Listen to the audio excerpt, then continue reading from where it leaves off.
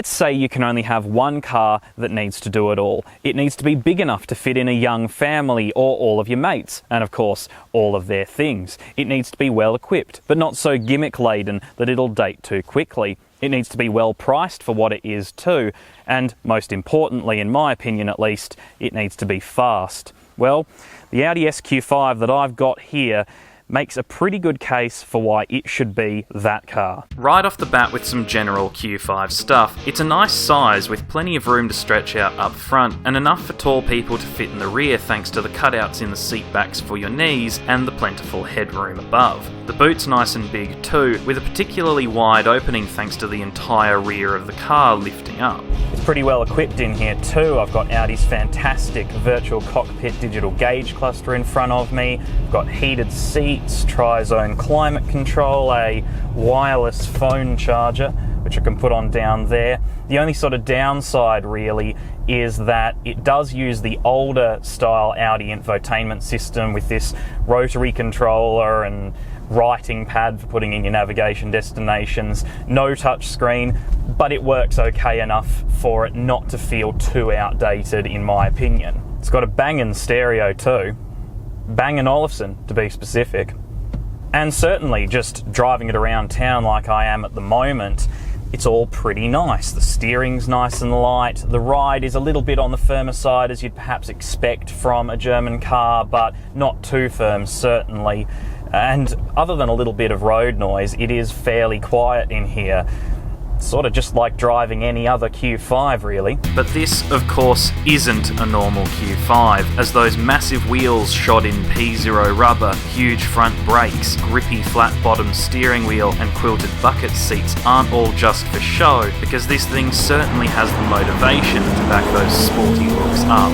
This may only look like a mid-size luxury SUV with a 3-litre V6 on the surface, but thanks to a sodding great turbocharger wedged between the cylinder banks, it puts out 260 kilowatts and 500 newton meters, and it makes an absolutely fantastic noise as well.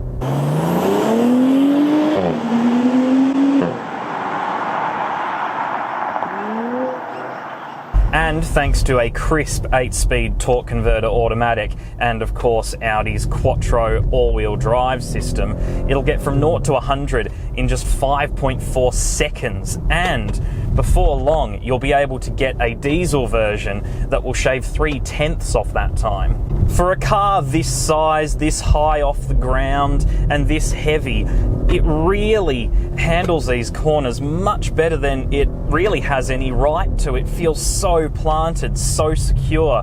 It remains really nice and flat, a little bit of understeer when you really start to push it hard, like with all Audis really, but man, it is a really nice drive. You sort of forget every now and then that you're actually behind the wheel of a mid-size luxury SUV. It turns in really nicely. I mean, it just stays so well balanced. And I mean, yes, when you do start to overcook it a little bit, you will notice that it does suffer from the drawbacks of being a bit tall and a bit porky, but it is so much more fun than its size would lead you to believe.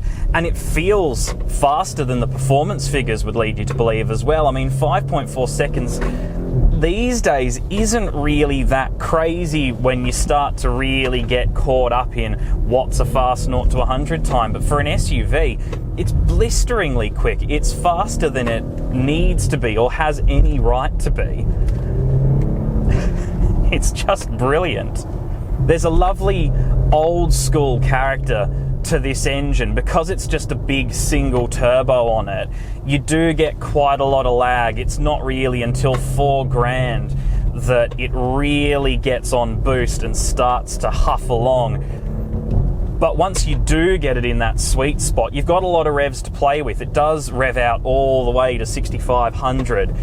And so you can just keep it in the same gear, really wind it out. And I mean, the in-gear acceleration is just absolutely excellent. And it really highlights what's fun about old school style turbo engines. I mean, yes, turbo lag these days is not really what you want. Most engines now are turbocharged for efficiency. That's why it's kind of refreshing that this is turbocharged for power, even if it means that, alright, around town the fuel economy is not great. I don't really have all that many negatives about the way that it drives, quite frankly. When you do put it in dynamic mode, I find that it makes it a little bit too firm to the point of being a bit unpleasant. But that's why I've got it in individual mode at the moment, where you can configure everything the way you like it. So I've got the steering a little bit softer and suspension a bit softer, but the engine throttle response in its most aggressive setting, and of course the exhaust note in the same setting as well. The steering as well, like more or less all modern electric power steering systems, is a little bit numb as well, but it is certainly pretty quick, so I don't really mind it all that much. I can live with that. Really, I mean, it's just such a well-rounded drive. I'm really impressed with this thing. Really, really, really impressed.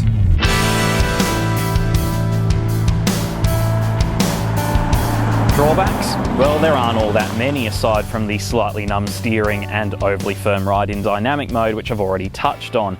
I guess one is those horrible fake exhaust outlets in the rear bumper and little downturned pipes behind them, which is just a letdown given how nice a noise this thing actually makes. Being a slightly old school turbocharged engine as well, the fuel economy isn't exactly what you'd call great. It's hovering around about 12 litres per 100, but I guess when you're buying a performance SUV, fuel economy is probably not going to be the biggest concern to you. Plus, there is going to be that diesel variant coming along before too long as well. But really, maybe it's the price that's the only thing that's going to put this out of reach for most people, because it starts at 100 grand. Compared to its rivals though, like the BMW M40i twins or the Jaguar F-Pace S, it does come out ahead on price, however, and while some of the competition may be quicker on paper, when it comes to thrills, the SQ5 is undoubtedly one of the most rewarding to drive hard. The perfect all-in-one car? Well, while you could argue that an RS4 is that, if you live somewhere with rubbish roads like I do, there's a lot to like that the higher riding SQ5 brings to the table.